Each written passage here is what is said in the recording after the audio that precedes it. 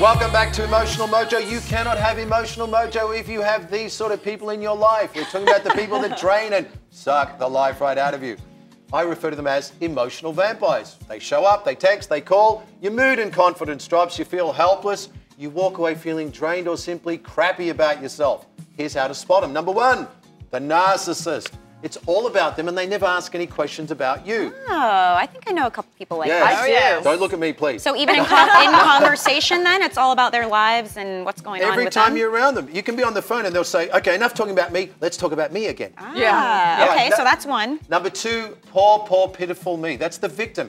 Refuses to take any responsibility, thinks the world is against him and the world's a bad place. I've had this. Finger. I've had this before, and this is the one friend I've told you about before that I got rid of in my life because every time I was with her, she sucked the energy out of me. The friend I had did that. Everything was woe is me, and then every time you offered a solution, she'd be like, oh, but I can't because of that. They don't want a solution. They want to stay stuck in their misery, and they want their story to keep going. Okay. Number three, the controller. This is the person that's always trying to run your life and says, you don't know how to do it, you need me to run your life. Like your mother-in-law.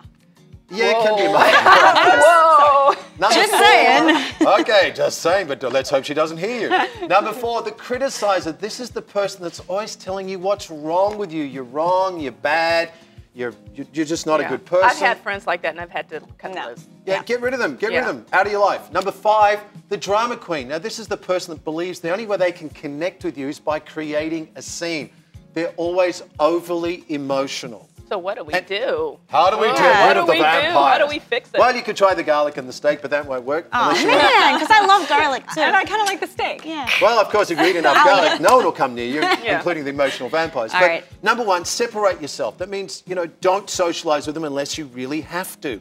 So that goes back to our boundaries, right? Set your boundaries, clearly state your limits and boundaries. If they're at work, you don't have to go out with them. Okay. If it's your family members, just see them when you really need to. Okay. Probably the most important point, other than not taking it personally, is understanding the other person, understanding that this person is emotionally mature, they lack emotional intelligence, they're probably about 5 years of age emotionally. View them as a child. Wow. Oh, I like that last one. I'm going to do that a lot. And that makes it a little easier, too. I wouldn't feel as bad. And then you don't take it personally because you look at them, they're going, oh, they're a kid.